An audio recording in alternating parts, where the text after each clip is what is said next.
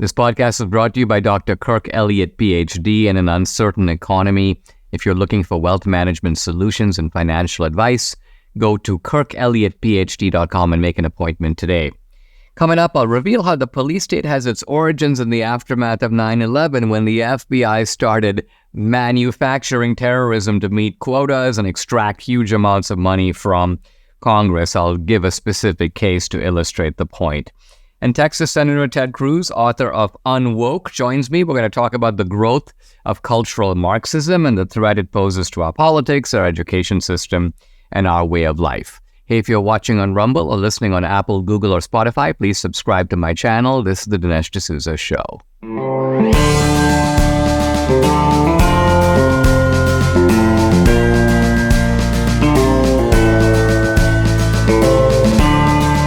America needs this voice. The times are crazy. In a time of confusion, division, and lies, we need a brave voice of reason, understanding, and truth. This is the Dinesh D'Souza Podcast. Have you seen the movie Police State yet? If you haven't, you should. It's available two different ways. You can stream it, which means you can watch it on your favorite device, any device, including your big screen TV. And the movie is streaming from Rumble. It's streaming from Salem Now. By the way, it's also streaming on Epic TV. Those links are on our website, policestatefilm.net. So you can click on Rumble. It'll take you to the Rumble link, or click on Salem Now. Or DVDs. Now, the cool thing with DVDs is it's a way to own the movie in a physical form. And so you can obviously... Now, by the way, with the streaming, you can play it as often as you want. It's not like you're buying the streaming and so you can only watch it once. But you have to log back into your Rumble account, log back into your Salem account, and then you can watch the movie as often as you like. But with the physical DVD, you have it. Also, the cool thing about a physical DVD is you can give it away. You can buy DVDs for other people. And with Christmas coming up, this is a great way to stock up on Christmas presents. It's also very helpful to us. You're helping us get the word out. You know, people so often say to me, like, what can I do? Like, how can I help? And they sometimes think, well, I'm not very, accomplished in doing messaging. I'm not a professional writer. And I'm like, guys, don't worry about that. We've already done the messaging. That's called the movie. What we want you to do is to become an apostle, an evangelist, help us get it out. The content is already done. And done really it represents our best work as a team.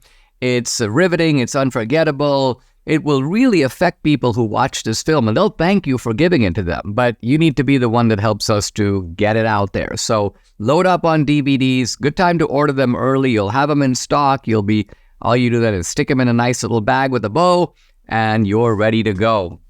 So once again, the website, policestatefilm.net. That's where you get, every now and then we'll get queries like, I'm trying to find the movie in a store. I'm trying to find the movie in a theater. No, the one-stop shop to watch this film is to go to policestatefilm.net, and all the options for buying. You want to buy DVDs? Okay, you can buy them from Salem. You can buy them from Shopify. Both those links are up on the website. All right, now let's talk about police state, because police states have an origin, a beginning. And in the film itself, we discuss, well, was the beginning Ruby Ridge? Was it Waco? Those, of course, the two kind of cataclysmic events from the 1990s, one, by the way, under Bush, one under Clinton. So was that the roots of the police state? In a way, I suppose. I think the significance of Ruby Ridge and Waco is this, and that is that a lot of Americans at that time supported those things. They supported the government's actions. Even though on the face of it, the government's actions were kind of atrocious, the reason people supported it is they thought, well, these people are kooks, they're freaks, they're cult members, who knows what they're doing behind closed doors. And I thought of all this when I heard Hillary Clinton talking about, the MAGA cultists need to be reprogrammed or deprogrammed, because it occurred to me, she's not just exaggerating. A lot of people thought, well, Hillary's just being Hillary, she's bloviating, this is like the basket of deplorables. No, she knows what she's doing. She's a very sly, cunning character, and what she's doing is dehumanizing people. She's dehumanizing patriots and conservatives and Republicans and Christians, and very often we know from history that the dehumanization is a prelude to ostracism, incarceration, and of course, in the case of the Nazis, extermination. So this is not something that we should take lightly. I think the real big change with the police state came after 9/11. But the emphasis on people who talk about this is always on the granting to the government of enhanced powers. And that is certainly part of it. But I want to emphasize today something different. Not so much that. Yes, we did grant greater surveillance powers to the government. And I now regret that. I regret being a part of that. I regret supporting it. We also granted to the government the ability to collapse distinctions that were previously important. Distinction between intelligence gathering on the one hand and criminal prosecution on the other. You can gather intelligence, but that's not typically to be used for criminal prosecution. With criminal prosecution, you begin with the crime, and then you follow the tracks of the crime to find out who the criminal is. When you blend those two, you can do intelligence on someone and then kind of find out what crime they did. Say, oh, wow, I noticed that there may be something here. Why don't we get the taxman to take a look at that? So it facilitates political targeting. The other distinction that became blurred after 9/11 was the distinction between operating abroad versus operating at home. So the CIA is supposed to operate abroad. It's not a domestic agency. It's a foreign intelligence. It's an agency focused on foreign intelligence gathering. The FBI is a domestic agency. So the FBI at home, the CIA abroad. But again, after 9/11, it was like, well, wait a minute. These intelligence agencies haven't been talking to each other. That's how we got 9/11. So now the CIA gets to work domestically. Now the FBI gets to work internationally. Suddenly, this kind of wall of separation between domestic and international again becomes collapsed. So all of these are ways that police state powers are given to the government, and then later under Obama and of course now under Biden, they could be redeployed against political opponents, against conservatives. But my focus is going to be on the way in which the FBI learned in the aftermath of 9/11 to entrap people, basically to manufacture terrorism, to take people who might be disposed, who might even be anti-American, who might be bloviators, I don't like the U.S. government, but to lure them into a terrorist scheme that they would not otherwise have done on their own, and then bust them. And I'm going to focus on a case that is mentioned in the movie, but I'll discuss it in more detail here, the case of the Liberty City 7. Debbie and I made a New Year's resolution. We're going to lose some weight. And look, it's been great. Thankfully, PhD weight loss came to our rescue. Debbie's lost 24 pounds. I've lost 27. We are both keeping them off, and we are now on officially maintenance. The program is based on science and nutrition. No injections, no pills, no long hours in the gym, no severe calorie restriction, just good, sound, scientifically proven nutrition. It's so simple. They make it easy by providing 80% of your food at no additional cost. They tell you when and what to eat. And guess what? You can do this without ever being hungry. The founder, Dr. Ashley Lucas, has her PhD in chronic disease and sports nutrition. She's also a registered dietitian. She helps people lose weight and, most important, maintain that weight loss for life.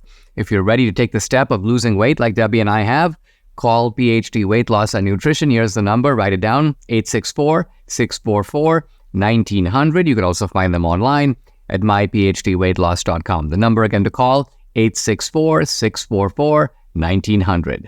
The FBI and the police agencies of government after 9/11 developed a formula for creating terrorists, manufacturing terrorists. And you might ask, well, why would they want to do that?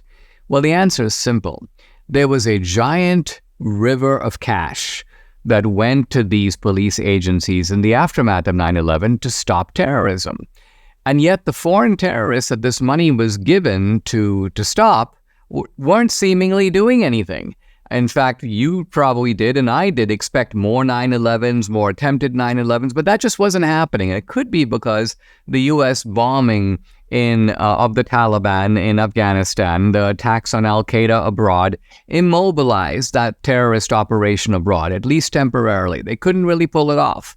And so the FBI was like, wait a minute, the American public sort of has this fear, they're looking for terrorism.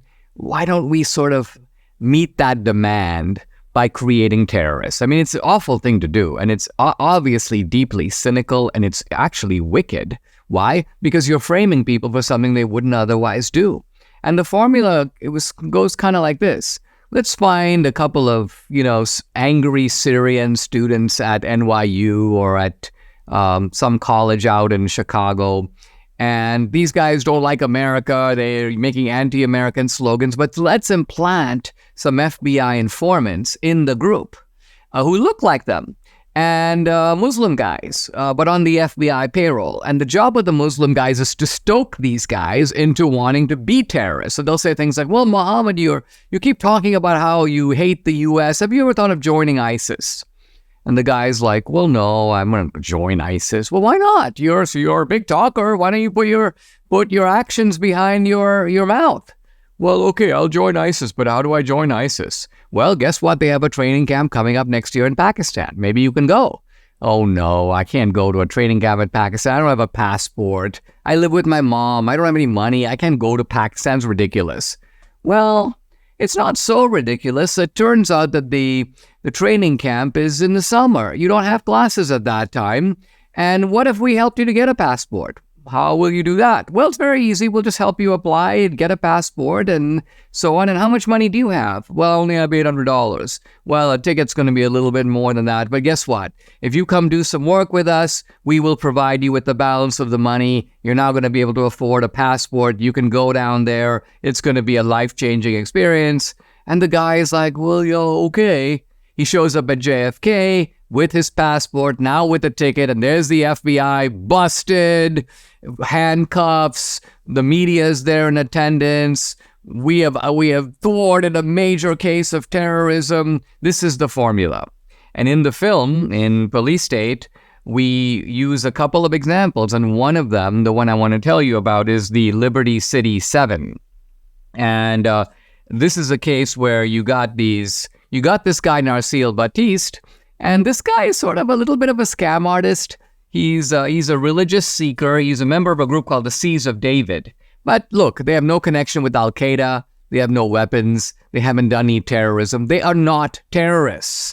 But their FBI informant, who's planted in the group, basically talks to them about the idea that, hey, listen, there could be a lot of money. We have an Al-Qaeda contact. And let's shake the guy down and get some money. And these guys are like, they're in construction. They're like, we could use some money for our struggling construction business. So they go along with this supposed Al-Qaeda guy. And their idea is to sort of con some money out of him. The Al-Qaeda guy is going to pay for a terrorist action that these guys really have no either ability or interest or don't even plan to carry out. But they want to take the money. They're presumably going to just disappear once they get the money. Little do they know. So they're trying to pull a scam on Al-Qaeda, which is really dumb.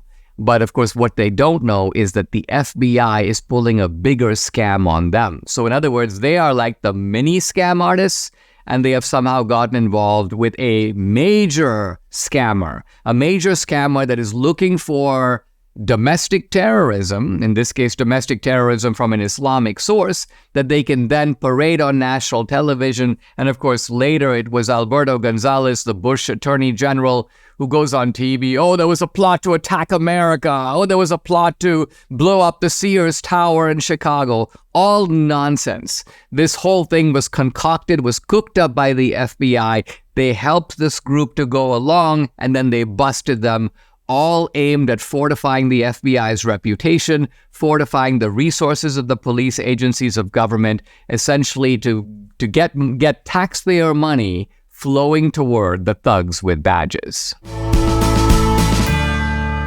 Recently, the G20 group announced it welcomed the discussion of the effects of implementing central bank digital currencies in their current countries. These digital currencies could allow the government to track every purchase you make. They could allow officials to prohibit you from purchasing certain stuff, or easily freeze or seize part or all of your money. In essence, they give the government control over your finances. Not good. Concerned Americans are diversifying their assets into physical gold with the help of Birch Gold Group. If you want a physical asset held in a tax-sheltered retirement account, you should call Birch Gold. Debbie and I customers, we buy our gold through Birch Gold. But find out for yourself. Text Dinesh to 989898. They'll send you a free information kit on gold. No obligation, just information. Here's the easiest way to become a Birch Gold customer. If you have an IRA or a 401k from a previous employer, Birch Gold can help you convert it into an IRA in gold, and you don't pay a penny out of pocket. Text Dinesh to 989898, claim your free information kit on gold, and call Birch Gold, because if digital currency becomes a reality, it'll be nice to have some gold to fall back on. I'm talking about the case of the Liberty City 7, a fellow named Narcille Batiste and some of his buddies. They are roped into this scheme, and there's an Al-Qaeda guy, and the Al-Qaeda guy is not an Al-Qaeda guy. He's actually an FBI informant. His name is Abbas al-Saidi. And this is a guy, by the way, that was convicted on domestic violence and was serving a prison term. So the FBI basically gets him out on the condition that he agrees to be an informant. So it's important to realize these informants all have their own motives. And their own motives are to get a lighter sentence, get out of prison, also get money. These informants are often paid $30,000, $50,000, $90,000, and some of them are informants on multiple cases. They entrap this guy over here, and they go and trap that guy over there, and it's money upon money upon money. So you could make a very good living if you're kind of a good con artist yourself. You join essentially up with the con artist operation known as the FBI. And again, the real con, if you think about it, is a con on the American people. Because the ultimate con is for the Attorney General to go, we busted this operation, we arrested these terrorists. They're not terrorists. They maybe want to be even terrorists. Maybe if they had the resources, they would be terrorists. But the key point is, absent your involvement with them, absent your suggesting the idea, providing the passport, providing the money, in some cases providing the explosives, in some cases providing the training camps, the reconnoiter missions where you go check out, and of course later it would be Gretchen Whitmer's house. So you can see how the replicated play developed here with the Liberty City 7 is then essentially the exact same playbook as used for the Gretchen Whitmer kidnapping. And then in a modified form, the same playbook is used on January 6th. So these are, to a large degree, orchestrated events. How do we get these yahoos who are unhappy about COVID? How do we plant in their mind the idea of kidnapping Gretchen Whitmer? And then when they all say, as they will do, we can't do that, we don't know how to do that, she obviously has security, you surmount the obstacles. Well, first of all, you need some military training guys. So they're like, okay, how do we do that? Well, we're having a training camp. The FBI sets up the camp, the FBI pays for it. And so then, well, we got to go on a mission to go and check out the facility, see where Gretchen Whitmer lives. Let's take you to her vacation cottage. Now, all this time, again, the FBI has already notified Gretchen Whitmer. She is kind of in on it. They all know that this is a theatrical scheme being orchestrated by the police agencies of government, which, of course, at the right moment will bust up the operation, and then it will be used politically against Trump. Look, these are right-wingers. They're upset about COVID. They're domestic terrorists caught up in the act. Let's remember the Whitmer kidnapping thing was publicized 1 month before the 2020 election. It was in its own way a form of election interference. And then if you watch Police State, there's a very dramatic scene. I'm now flashing back to the Liberty City 7, where if you want to put these guys before a jury, the jury's going to be a little skeptical. Wait a minute, you have all these FBI informants who've infiltrated the group. The FBI is pushing forward a plot that may or may not have gone forward on its own strength. So the FBI loves to sort of cement their case. And they cement their case in this case by getting Narcille Batiste and his friends to take an oath to Al-Qaeda. So imagine I shouldn't say the comedy of the situation. There's a comic element to it, but it's also really tragicomic, where they get these guys to swear fidelity to Al-Qaeda. Oh, I will be a soldier of Al-Qaeda. I will be a jihadi unto death, and so on. But who are they taking the oath with? Not an Al-Qaeda guy. An FBI informant posing as an Al-Qaeda guy. It's almost like this is a movie. It's a sting. This is like Robert Redford in The Sting all over again, pulling a fast one on these guys. And these guys are gullible. They have no idea that the FBI has everything under electronic surveillance. The FBI is basically hiring actors to play this role. And so we're not dealing really with a police agency that is tethered anymore to the law. We're dealing with rogue agencies of the U.S. government that are turning now, today, U.S. citizens, patriots, Republicans, and conservatives, is trying to frame them into terrorist schemes. So this is all a way of telling us that in everything we do, we have to be a little cautious, because these people are not above trying to frame us, just like they framed Narcisse Baptiste, just like they framed the guys who were busted trying to kidnap Gretchen Whitmer. Those guys, absent the FBI, would not have gone forward with that plot, which is why a bunch of them, when they went before a jury, were acquitted. Mike Lindell just keeps on introducing great deals. He's featuring the all-new MyPillow My Towels. Save 50% on the 6-piece towel set, regular price $59.96, but now for a limited time, just $29.98 with promo code Dinesh. Debbie and I have Mike's My Towels all over the house. We love them for ourselves, but you know what? We also love to get them as Christmas presents.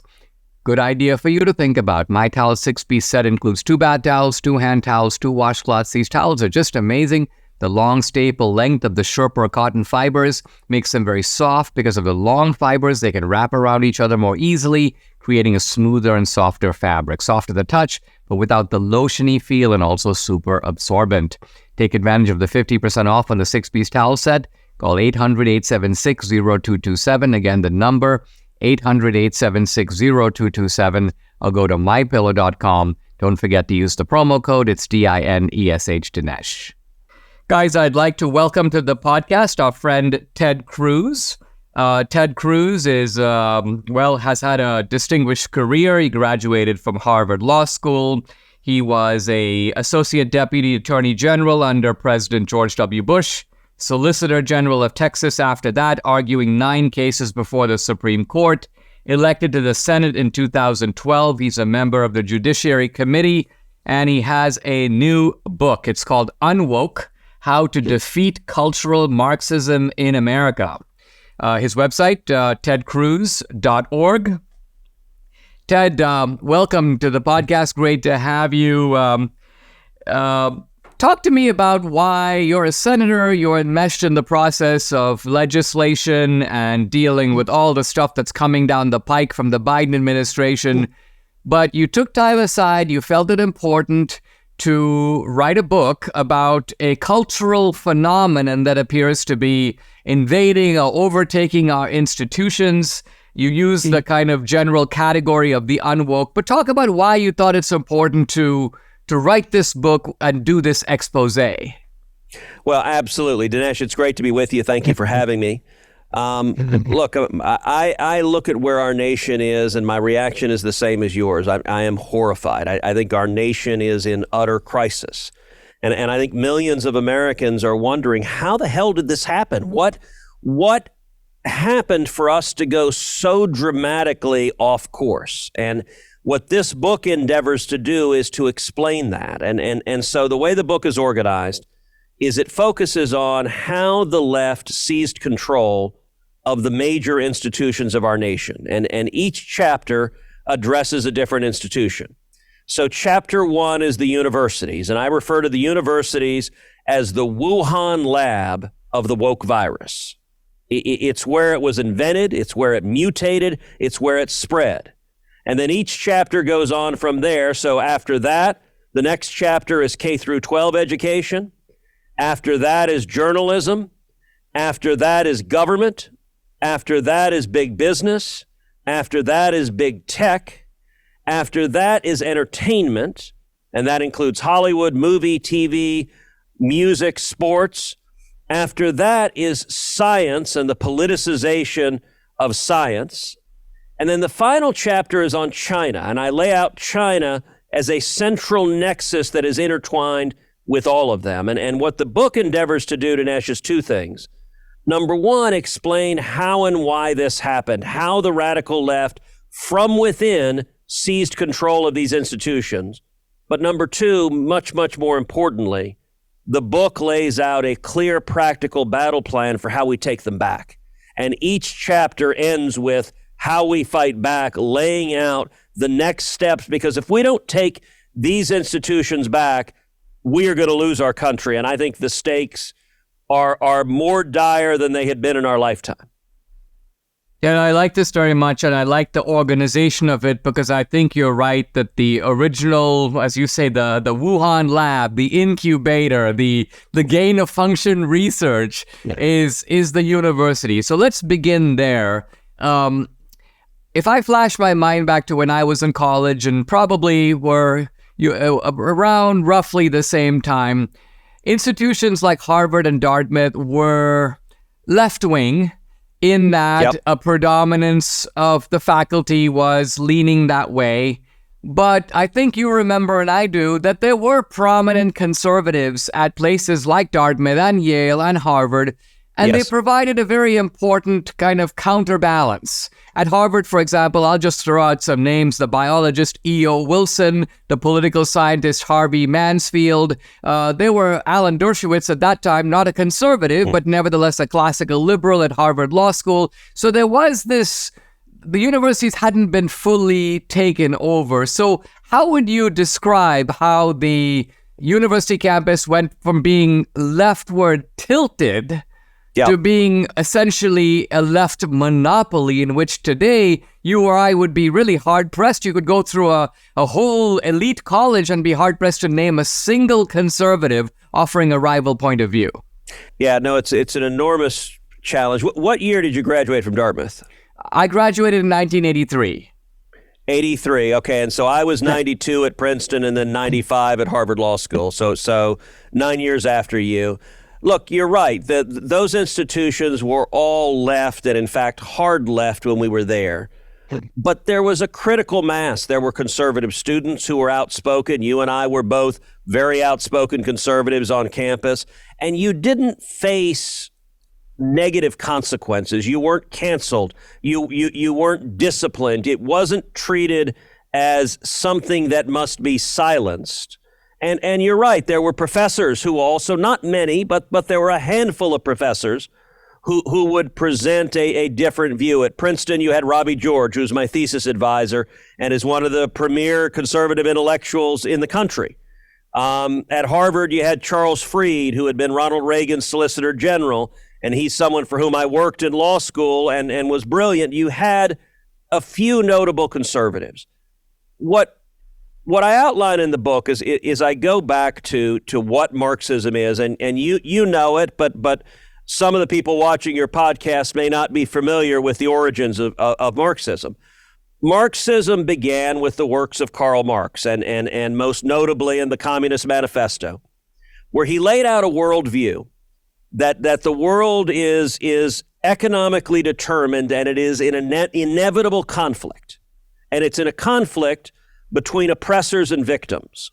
And Marx viewed things in socioeconomic terms. And so the oppressors were the owners of capital, and the victims were the proletariat, the working men and women.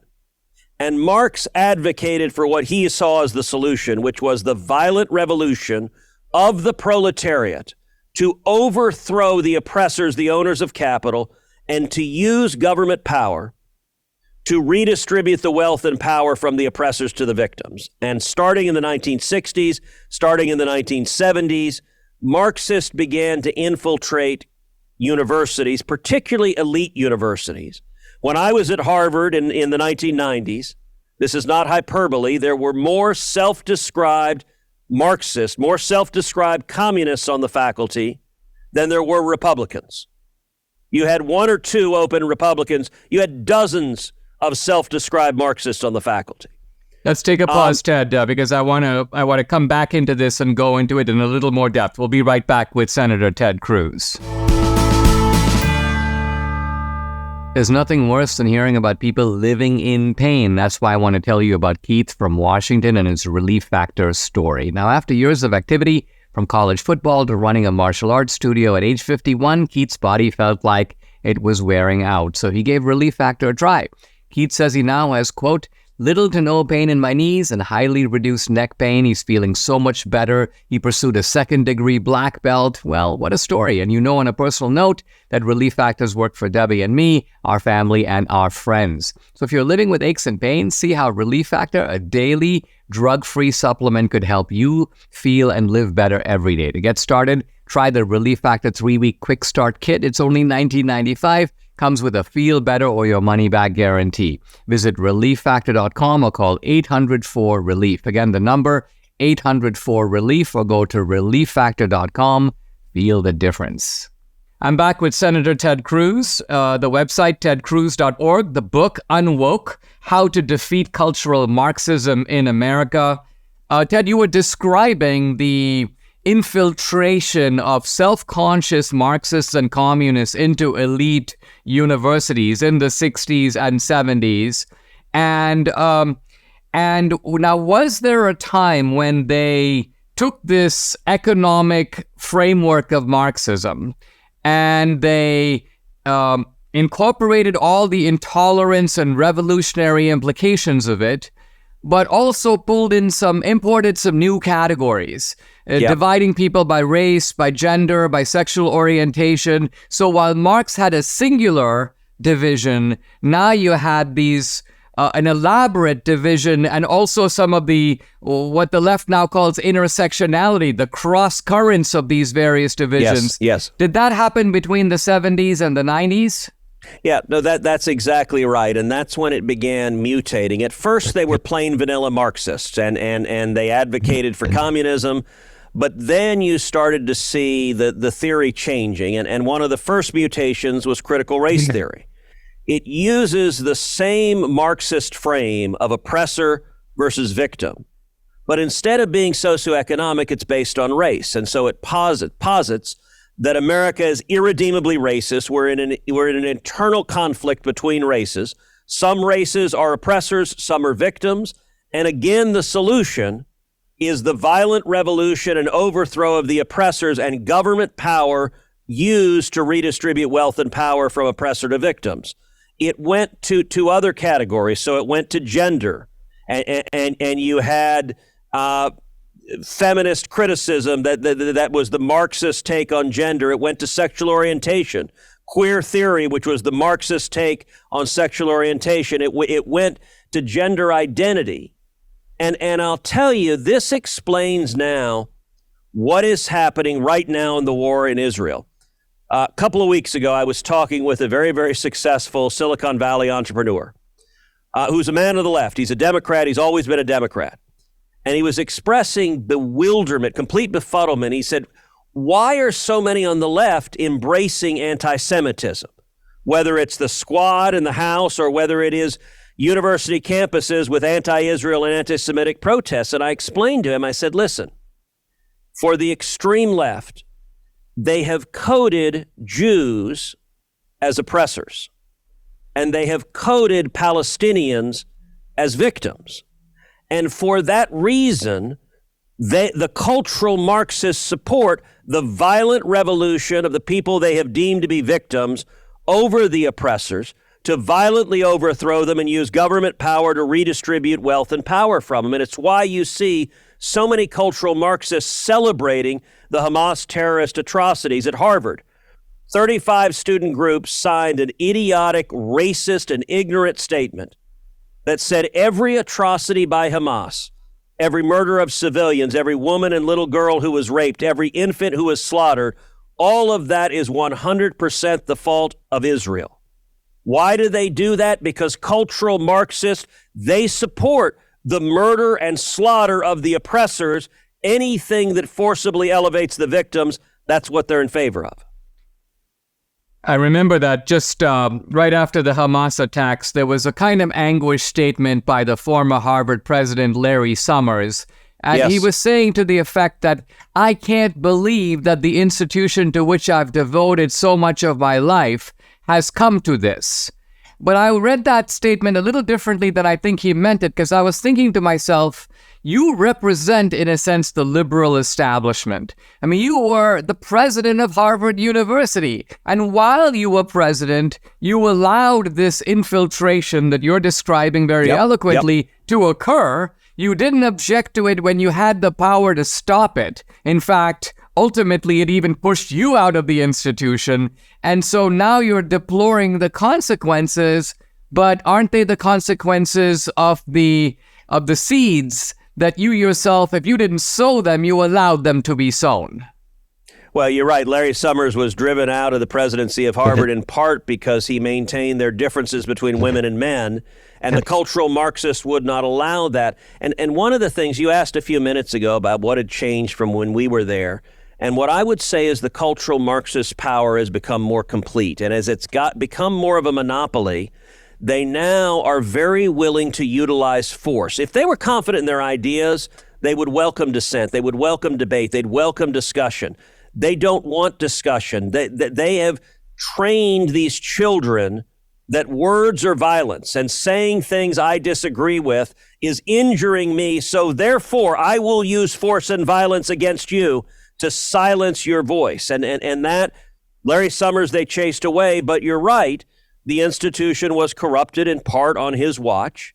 And listen, I mean, there was a video 2 weeks ago from Harvard of a Jewish student walking down the sidewalk being surrounded by angry protesters, screaming, harassing him, screaming shame, threatening him. I publicly said on Twitter, I said, look, any student who does this to another student should be expelled. And by the way, if someone did that to a Muslim student, they should be expelled. No student has the right to threaten another student, and yet the radical left is perfectly fine with violence if it fits their political agenda. I'll give you an example, and it's actually an example that's an intersection of several of the chapters in the book Unwoke. So when October 7th happened, within days, multiple Black Lives Matter chapters put out statements of support for the Hamas terrorists. Black Lives Matter, the Chicago chapter, put out a tweet with a picture of a paraglider saying, we stand with the Palestinians. And the paragliders, of course, are how the Hamas terrorists came into the outdoor concert and murdered hundreds of innocent civilians, teenagers, and young people, just gunned them down. Now, a lot of people were shocked at that. But I'm going to tell you this story as a story of how we can win, because I told you this book is an optimistic and hopeful book. It focuses on how we can win. I did a podcast. I do a podcast every week, Verdict with Ted Cruz, Monday, Wednesday, and Friday. One of the podcasts was entitled, Black Lives Matter is Hamas. And I walked through the history of Black Lives Matter. And what I said is, listen, the phrase Black Lives Matter is indisputably true. It is a truism. Absolutely yes, period, full stop. Black Lives Matter. I agree. The organization, Black Lives Matter, Inc., is an organization that was founded by avowed Marxist organizers. They're trained in fomenting communist revolution. And this is, by the way, their words, not mine. They admit they are trained Marxist organizers.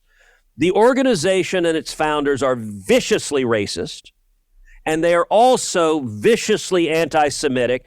Going back to 1995, one of the co-founders of Black Lives Matter had called for the utter destruction of the state of Israel. And what I did on the podcast is I walked through all of the different corporations that had given millions of dollars to Black Lives Matter, corporations like Apple and Amazon and BlackRock and Coca-Cola.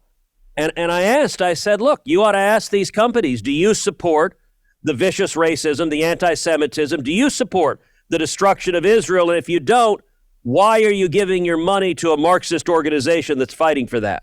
Now, here's the interesting thing, Dinesh. I put that podcast out on October 18th. The next day, Coca-Cola went online and quietly deleted every reference to the $500,000 that they had given to Black Lives Matter. And that shows the power of sunshine and transparency. I think they thought nobody would notice and they could just erase that unfortunate chapter, but it does illustrate, listen, if we're going to take these institutions back, we need sunshine, we need transparency, and we need to increase the negative consequences for giving in to the woke mob. Let's take a pause. We'll be right back with Ted Cruz. Hey guys, with the new movie Police State out, this is an excellent time to check out my Locals channel. And if you become an annual subscriber, this movie and others are all available to you, included or for free. I post a lot of exclusive content on Locals, including content that's censored on other social media platforms. On Locals, you get Dinesh Unchained, Dinesh Uncensored.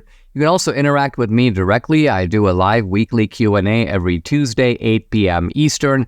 No topic is off limits. I've also uploaded some cool films to Locals, documentaries and feature films, both mine and also films by other independent producers. 2,000 Mules is up there. And now for annual subscribers, the new film Police State. So check out my channel. It's dinesh.locals.com. I'd love to have you along for this great ride. Again, it's dinesh.locals.com.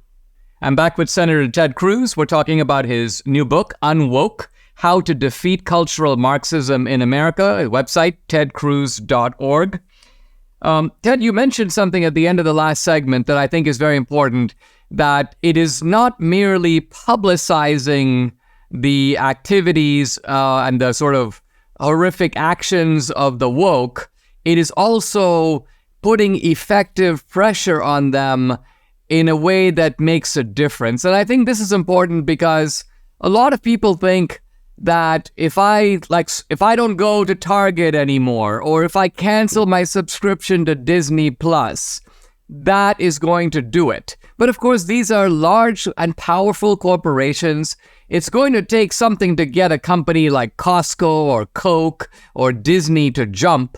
What would you say to people who say, well, Ted, that's a really good example where you were able to shame these corporations?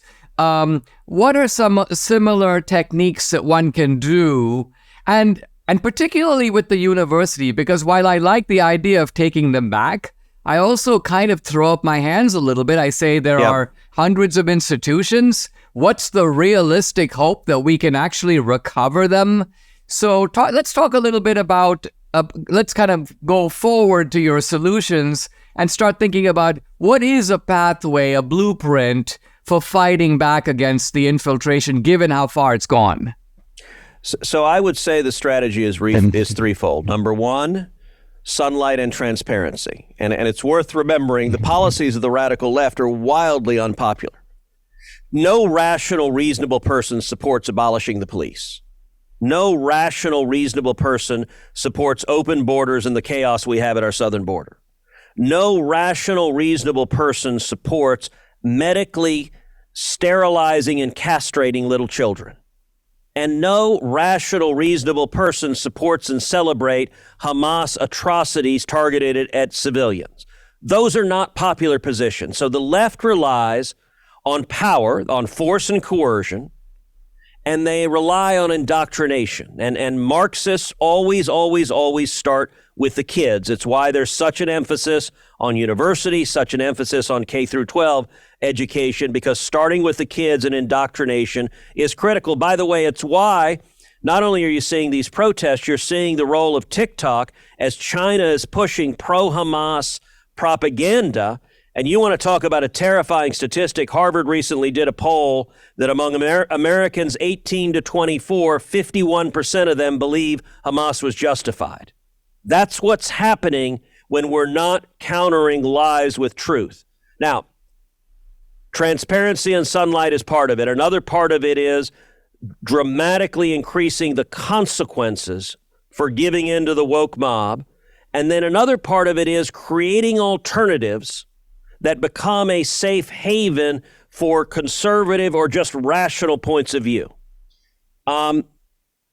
Let's go through those one at a time. So one of the interesting things to note, so I have a chapter on big business, and I lay out how, listen, a rational CEO a few years ago, who's utterly apolitical, the rational thing to do is to give in to the mob, because the costs of doing so were quite minor. The benefits were significant. They don't come at you with the pitchforks and torches. It's just easier to give in. And it's interesting. So one portion that I quote in the book, Sam Bankman-Fried, who just was convicted of massive fraud for FTX. He was kind of the poster boy for ESG, for woke business. He and his fellow executives gave over $40 million to Joe Biden and the Democrats. Here's an exchange he had with a reporter while he was awaiting his massive fraud trial. The reporter said, "You were really good about talking about ethics for someone who kind of saw it as a game with winners and losers." Here's Sam Bankman-Fried. "Yeah, I had to be. It's what reputations are made of to some extent. I feel bad for those who got effed by it. By this dumb game we woke Westerners play, where we say all the right shibboleths, and so everyone likes us. He's being very open and saying it's a dumb game we woke Westerners play, where we say all the right shibboleths and everyone likes us. He was responding to incentives. Well, you mentioned Target, and in the book I talk at length about Bud Light and Target, and I actually think those were both very significant watershed events. Bud Light was the number one selling beer in America. Their left-wing corporate executives looked down on their customers. They thought they were a bunch of ignorant rubes, and we've never seen a brand light itself on fire as badly as Bud Light did. It went from the number one selling beer in America to dropping out of the top 10 and losing $30 billion of market value. And by the way, those executives all got fired, so they lost their jobs. Just a couple of months later, Target happened. And Target, likewise, they put their political ideology above their customers. They began pushing the aggressive LGBT agenda on children, setting up these displays, marketing, quote, tuck-friendly bathing suits to little boys 2 and 3 years old so they could tuck their genitals and pretend to be girls. And what happened is a bunch of moms got pissed and said, why are you trying to indoctrinate my children? And again, Target, the exact same thing. They lost tens of billions of dollars. Now, here's what's interesting, Dinesh. If you look at the discussions of the executives at Target as the scandal was breaking, what they said repeatedly was, we don't want to be another Bud Light. We don't want to be another Bud Light. That is a very good thing. We need to incentivize the next corporate CEO thinking about, do I go woke, to say, you know what? I don't want to be Bud Light. I don't want to be Target. Maybe I'll just stay out of politics and just make widgets and increasing the downside. Let me give you one more example of increasing the downside. A couple of years ago, the Texas state legislature passed a bill called Senate Bill 13. I was very active in it. I publicly advocated for it, urged every state legislator to pass it. What it did is it said, if you boycott oil and gas, Texas is going to boycott you. State of Texas, millions of jobs depend on oil and gas. You've got these woke Wall Street firms who are saying we will not invest in anything having to do with oil and gas. And Texas says, fine, if you do that, you don't get a penny of the money from our endowments, from our pension funds. It's hundreds of billions of dollars. It's a massive pool of cash. And I'll tell you, Dinesh, Wall Street freaked out. And by the way, the state of Texas also said, if you undermine the Second Amendment, you're also ineligible for Texas's funds. And that likewise caused Wall Street to freak out. In the book Unwoke, I urge other red states to follow that pattern. And we've got to change the cost-benefit analysis so that the downside of giving into this mob is worse than the upside. And that's a big part of taking these institutions back. We'll be right back for a final segment with Senator Ted Cruz. I'm back with Senator Ted Cruz. The book we're talking about is Unwoke, How to Defeat Cultural Marxism in America.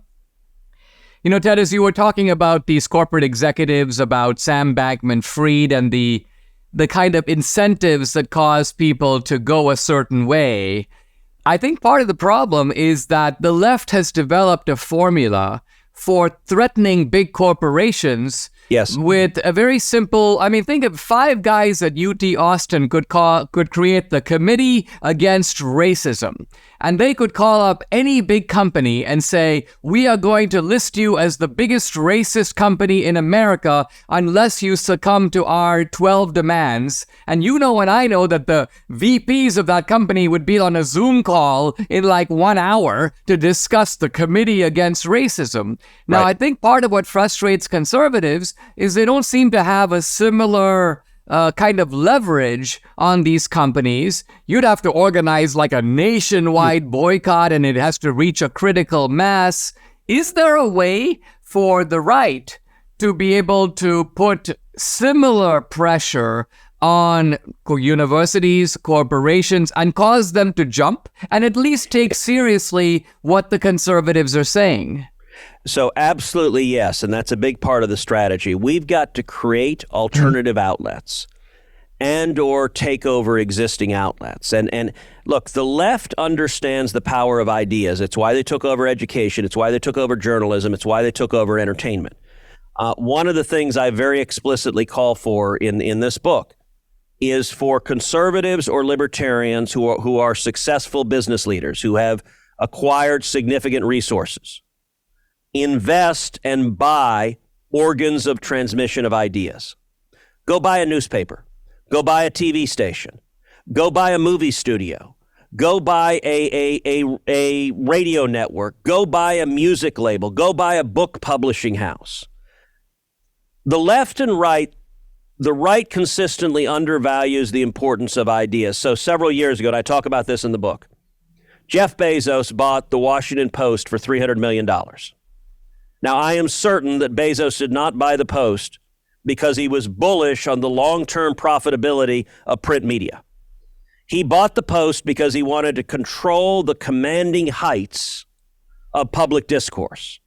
And too many on the right, the way that we tend to think is, well, you know, I could earn an additional 0.5% return making widgets in North Carolina, so I'll invest in that. And the result is we've ceded a monopoly to a side that wants to destroy our nation. And I don't think that's hyperbole when I say destroy our nation. And look, Dinesh, what you do every day, what you do is important. You're making movies, you're writing books, you're engaged, you're doing the podcast, you are fighting, you've been a president of a university, you've been fighting to create alternative avenues. We need to, I'm not sure this is possible, but we need 100 Dinesh D'Souzas. And we need funding for 100 Dinesh D'Souzas to go out. And you don't have to have every institution. Look, the model that I point to in the book that is really powerful is when Elon Musk purchased Twitter. That is, I believe, the single most important step for free speech in decades. If you buy one major movie studio, that creates a safe haven for actors to go to, writers to go to, directors to go to, electricians and gaffers to go to. You know, if you look at entertainment and you work in the movie business, you know that if someone gets branded a conservative, they're blacklisted. It makes McCarthyism look mild compared to the cultural Marxists in Hollywood today. And so creating alternative avenues, that is incredibly powerful. And it's why you do a podcast. It's why I do a podcast. My Verdict podcast, we have just under 1 million unique listeners every month. We are beating CNN every single week. And it lets us do things like force Coca-Cola to pull down from their website when they're giving money to Black Lives Matter. We need to multiply that. And so it is a call in particular to conservatives or libertarians with resources.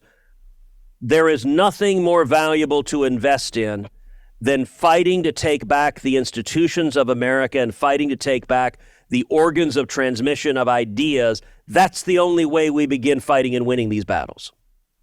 I mean, I want to put what you just said a slightly different way because I think it's a point of capital importance. And that is, if you're a successful entrepreneur who spends most of your day, and rightly so, thinking about how do I make my product better? How do I serve my customers better? But I think what you're saying is, listen, under normal circumstances, it would be okay for you to keep doing that. But when the country is in peril, then the very infrastructure that enables you to be successful in a free society is endangered. And therefore, you need to now start thinking about, it's kind of like saying, I've got a very successful homestead and a ranch, I've got cattle and so on. But wait a minute. If there are outlaws encircling your ranch and they have long guns and they have plans to burn the homestead down, and you keep saying, well, I need to buy some more cattle because after all no, you've got to realize, wait a minute, I need to protect the underlying infrastructure that allows me to have a ranch in the first place. And if we can get that message through, it's not that there's a lack of resources on our side. We need to convince people that this is a good way to deploy them. Yeah, Dinesh, I think that is absolutely right. It's a very good analogy. I want to encourage all your viewers. The book, Unwoke, How to Defeat Cultural Marxism in America, it came out this past week. It soared to the top of the bestseller list, which has the New York Times furious. But I want to encourage you, go buy the book. You can get the book wherever you get books. You can get it at a bookstore. You can get it at Barnes & Noble. You can get it on Amazon, and it's been at the top of the Amazon bestseller list since it came out. But it makes a difference. It makes a difference to buy it. I'll tell you, the book, it's not an abstract academic tome. It's filled with stories. It's interesting. It's fun. And I want to point out, Christmas is right around the corner. This book, I think, makes a terrific Christmas gift. You ought to buy one for yourself, but buy one for your mom. Buy one for your best friend. Or even better, buy one for your kids, because your kids desperately need to know the garbage that they're being assailed with. And it's fun. It's interesting. It tells stories. The book opens, Dinesh, with the story of my dad. You and Debbie know my father very well. In fact, my father was the pastor who married the two of you.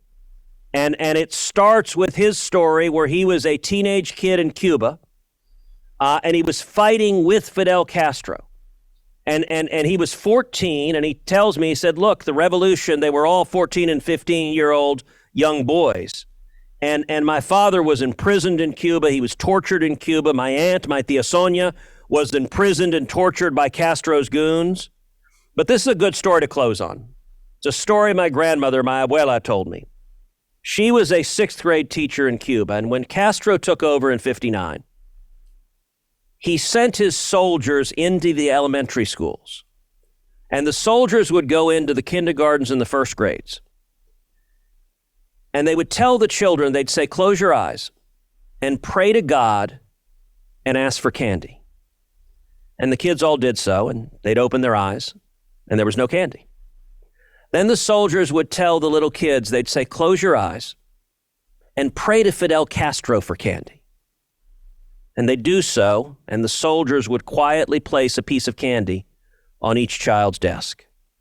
That's what Marxism is. It always, always, always starts with the children. It's based on destroying your loyalty to everything, to God, to family, to everything other than the state.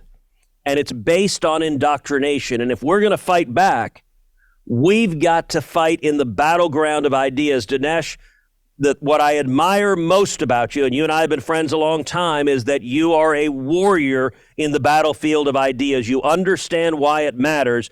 We need to expand that, and we need to, as Margaret Thatcher said, first you win the argument, then you win the vote. The book is Unwoke, How to Defeat Cultural Marxism in America. Ted Cruz, thank you very much for joining me. Thank you, Dinesh. Subscribe to the Dinesh D'Souza podcast on Apple, Google, and Spotify, or watch on Rumble, YouTube, and SalemNow.com.